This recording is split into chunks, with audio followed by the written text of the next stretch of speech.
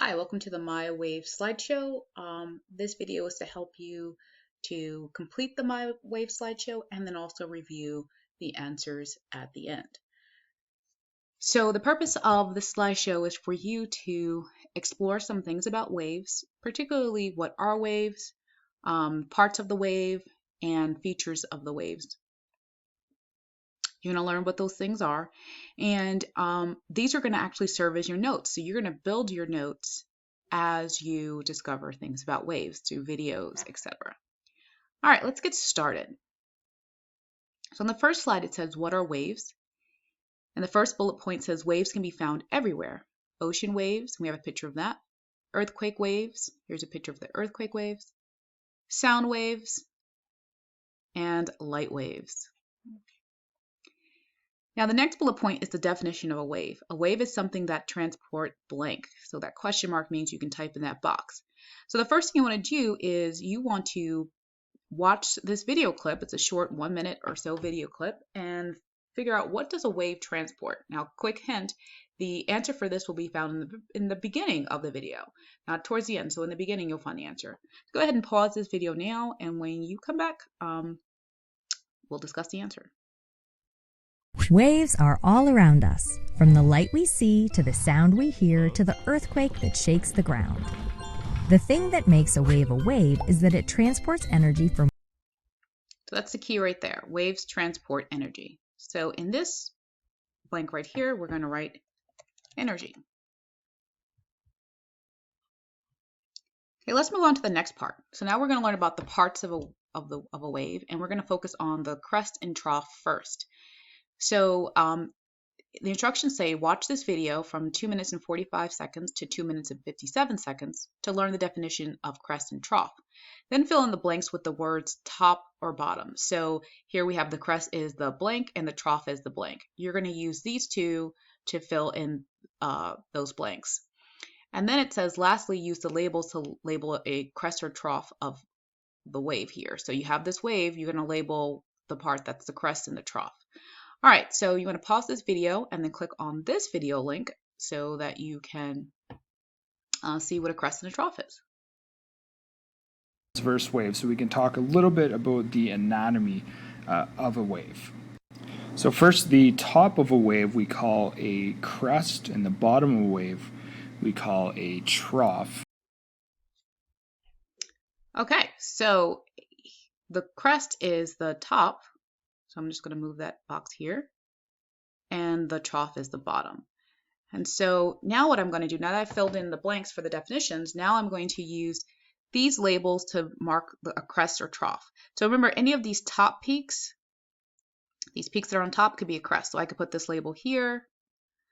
I can move it here. I could put it anywhere on top. So I'll leave it here. How about that? Now for the trough, it's one of the bottom peaks, okay? So I have a few of them to label, and I'll label this one, okay? Again, you can label any of them. So we have our crest and trough. All right. Now we're moving on to the next part. The next part we're learning about the amplitude of the wave. So the amplitude measures the distance from the middle to the peak of the crest or the trough. The higher the amplitude, the stronger, more intense the wave. So what you're going to do now is you're going to watch this video from 2 minutes and 57 seconds to 3 minutes and 22 seconds. And let's see how to measure the amplitude. Then you have these two lines here, this blue arrow and then this orange arrow. And you're going to use the right one to label the amplitude of this wave. And you have to do that twice. You need to label the amplitudes, one on the crest and then one on the trough. And then lastly, once you have it labeled, then you're going to use this ruler to measure the amplitude. So let's take a moment to watch this video first. And amplitude is going to be the maximum distance from equilibrium. And so the very center of a crest and a trough, this line right here, would be equilibrium position.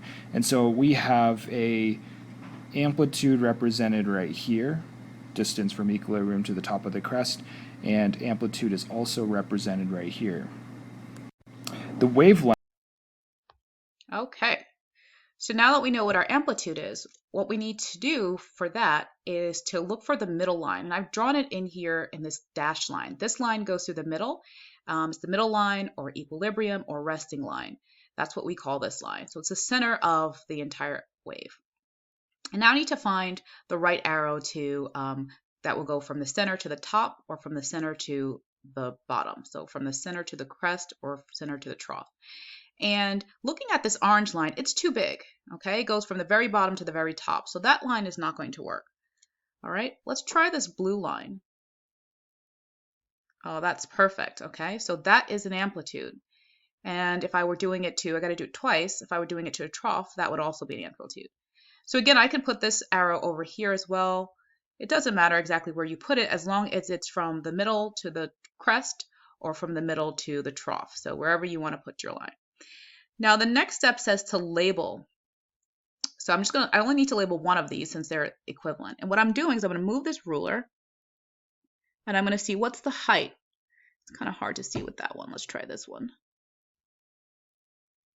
Okay, I can see the numbers now. So that is 1 centimeter. So we're going to go ahead and put 1 in here because the amplitude when I measured this is 1 centimeter. Okay, so that part's done. I'm going to move my ruler back. Cool. Now we're going to go on to the next part, properties of wave. And this is about wavelength now. So wavelength measures the distance between two subsequent crests or troughs. So subsequent is a key word, meaning that they have to be one right after the other. So when you watch the video, you'll see that. And then we'll look at some non-examples in a moment. So the instructions say to watch the video from 323 to 330 to see how to measure a wavelength, then choose the right line. So you have these lines here that can be used to measure the wavelength in the wave below. Label 2 separate wavelengths, one on the crest and one on the trough, like we did before. And then lastly, use the ruler to measure the length of this wave. Same thing we did before. So let's go ahead and watch this video. Length is a distance from a crest to a crest or a trough to a trough. So both of those will be the exact same distance. And okay. All right, so we can see there that they're between the distance between two crests or the distance between two troughs. Now I got to choose the line that I think will go. So let's try the red line first. That's too short. It doesn't make it. So I'm going to put that one back. Let's try the blue line. Oh, that one's perfect. It goes from one crest to another. So that's going to be my wavelength. And remember, I have to measure it twice, one from crest to crest, and then one from trough to trough. So I'm going to go on the bottom now. I'm going to do the same thing. Great. Okay, so these are my wavelengths line. Let's take a look at why the other ones are not wavelengths before we measure. So let's look at the pink line. Let's put the pink line here. Notice that the pink line sort of, it's a little bit longer than a wavelength, so it goes sort of in between. So this is not a wavelength, it's a little bit longer. And let's try the green one, see why the green one doesn't work. The problem with the green one is that it's going from one crest to another, but these crests are not subsequent. They're not right after each another. So this is crest number 1, crest number 2, crest number 3, and crest number 4. This line goes from crest number 1 all the way to crest 4. So a wavelength has to go between crest 1 and 2, or crest 2 and 3, or crest 3 and 4. Okay, so now that we have the right lines for our wavelengths, we're going to use our ruler again to measure. I'm going to take my ruler, I'm going to move it. And this is 4 centimeters, okay? So we can see that there, that line reaches about 4 centimeters. So that means the wavelength is 4 centimeters. Okay, let's go ahead and move on to the next part. So now we have some CFUs, but at the top it says, the longer the wavelength, the farther apart are the crest or troughs. The shorter the wavelength, the closer together the crest or troughs, okay? So the closer the waves are, the shorter the wavelength, and the farther apart the waves are, the longer the wavelength. You need to figure out which of the waves, A, B, C, or D, has the longest wavelength and explain. So in this blank, you're going to fill in the letter of the wave, A, B, C, or D, that has the longest wavelength. And then you're going to explain because the troughs are and here in this blank, you're going to put farther apart or closer together. So either one of these two things. All right, so go ahead and pause the video now, try it on your own, and when you press play again, the answer will be revealed. All right, looking at this, you can see that of these waves, the ones that have the greatest distance, where the crests are farthest apart, is wave D. So there's a much bigger gap for D than there is for all the others. Here they're closer together, and for D, the crests are farther apart. So for the blank here, I'm going to put D. Wave D has the longest wavelength because the crests or troughs are farthest apart. So these ones are the farthest apart. So it's the longest wavelength. All right, let's try our next CFU. So it's the same sort of question, except for this time I'm looking for which wave has the shortest wavelength, okay? So again, we know D is the longest. Which one of these is the shortest? And for your explanation, you're going to use either farthest apart or closest together. Pause the video now. When you press play again, the answer will be revealed. Okay, so clearly it's wave C. You can see how close together the waves are. So wave C has the shortest wavelength, and that's because the crests or troughs are closest together. Okay. All right.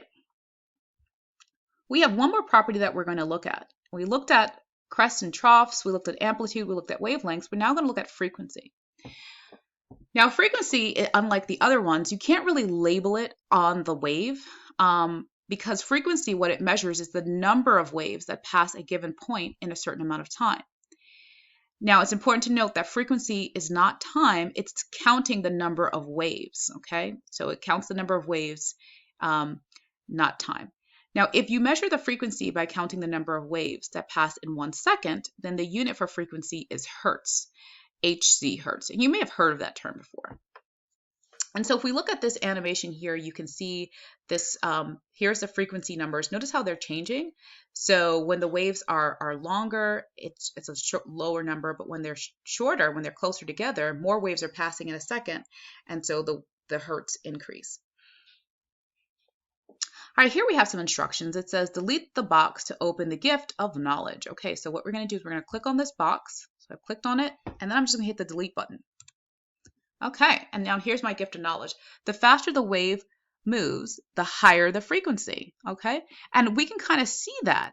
So waves that are going to move fast, you're going to, more of them are going to pass in 1 second, all right? Waves that move slow, fewer waves will pass in 1 second. Now let's go into the next part.